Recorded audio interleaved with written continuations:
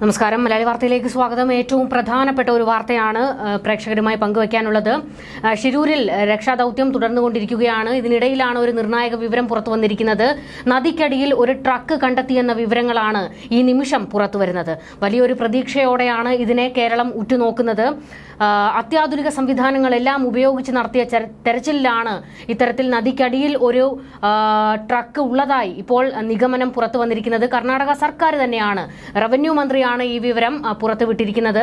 ഇതോടെ വലിയ രീതിയിൽ എത്രയും പെട്ടെന്ന് തന്നെ ഈ ട്രക്ക് പുറത്തെത്തിക്കാനുള്ള നീക്കമാണ് നടന്നുകൊണ്ടിരിക്കുന്നത്. എല്ലാ സേനയും സുസജ്ജമായി തന്നെ നിൽക്കുകയാണ്. ട്രക്ക് പുറത്തെടുത്താൽ അതിനുള്ളിൽ ഈ ട്രക്ക് തന്നെയാണോ എന്ന കാര്യത്തിൽ വ്യക്തതയില്ല. അതായത് അർജുൻ ഉപയോഗിച്ച ലോറി തന്നെയാണോ എന്നതിൽ വ്യക്തതയില്ല. എങ്കിൽ കൂടിയും ഒരു ട്രക്ക് കണ്ടെത്തിയിരിക്കുന്നു എന്നുള്ളത് തന്നെ ഒരു വലിയ ആശ്വാസമാണ്.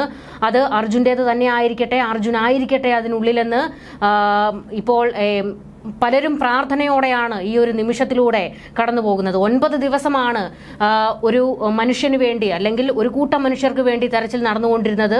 അതിൽ അന്ന് അത്തരത്തിലൊരു കുന്നിടിഞ്ഞ് വീഴുന്ന സമയത്ത് മറ്റു പലരും അതിനുള്ളിൽ അകപ്പെട്ടിരുന്നു. എങ്കിൽ കൂടിയും 1-2 പേരുടെ മൃതദേഹം കിട്ടിയിരുന്നു. ബാക്കിയുള്ളവരെവിടെയാണ്? അതുകൂടാതെ അർജുന് വേണ്ടി വലിയ രീതിയിലുള്ള ഒരു തെരച്ചിലാണ് നടന്നുകൊണ്ടിരുന്നത്.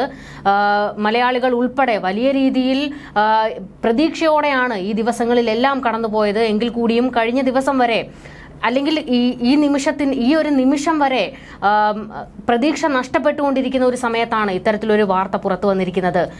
അതായത് ഒരു ട്രക്ക് നദിക്കടിയിലുണ്ട് എന്ന് സ്ഥിരീകരിച്ചിരിക്കുകയാണ്.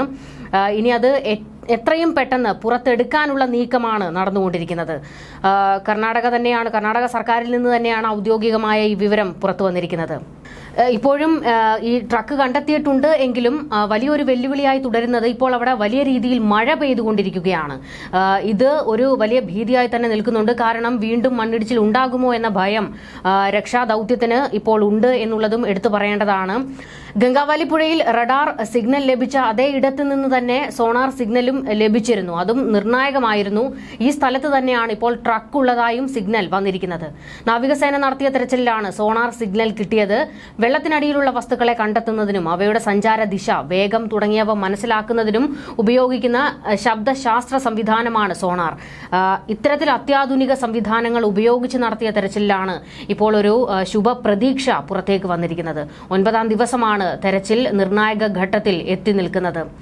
നാവികസേനയും ദുരന്ത നിവാരണ സേനയും സോണാർ, റഡാറും ഉൾപ്പെടെയുള്ള നൂതന ടെക്നോളജിയുടെ സഹായത്തോടെ തെരച്ചിൽ നടത്തിയപ്പോഴാണ് ട്രക്കിനെ കുറിച്ചുള്ള വിവരം കിട്ടിയിരിക്കുന്നത്. എന്തായാലും രക്ഷാദൌത്യത്തിലുള്ളവരും വലിയൊരു പ്രതീക്ഷയാണ് പങ്കുവയ്ക്കുന്നത്. ഇത് അർജുന്റെ ലോറി തന്നെയാണോ, അതാകണമേ എന്നുള്ള പ്രാർത്ഥനയിലാണ് അവരും. അർജുൻ ജീവനോടെ തന്നെ തിരികെ എത്തട്ടെ എന്നുള്ളതാണ് എല്ലാവരുടെയും പ്രാർത്ഥന. അങ്ങനെ തന്നെ സംഭവിക്കട്ടെ. ആ ലോറി കിട്ടിയിട്ടുണ്ടെങ്കിൽ, അതിനുള്ളിൽ അർജുൻ ഉണ്ടെങ്കിൽ എത്രയും പെട്ടെന്ന് തന്നെ മറ്റ് നടപടികളിലേക്ക് കടക്കുന്നതിനും വേണ്ട പ്രവർത്തനങ്ങൾ സജ്ജമാക്കുന്നതിനുമെല്ലാം എല്ലാ സംവിധാനങ്ങളും സുസജ്ജമായി തന്നെ അവിടെ നിൽക്കുകയാണ്. കേരളം പ്രതീക്ഷയിലാണ്, വലിയ പ്രതീക്ഷയിലാണ്. ആ പ്രതീക്ഷ കെട്ടുപോകാതിരിക്കട്ടെ. വലിയ ഒരു സന്തോഷ വാർത്ത നമ്മളിലേക്ക് എത്തട്ടെ എന്നുള്ളത് തന്നെയാണ് എല്ലാവർക്കും ഈ നിമിഷത്തിൽ പറയാനുള്ളത്.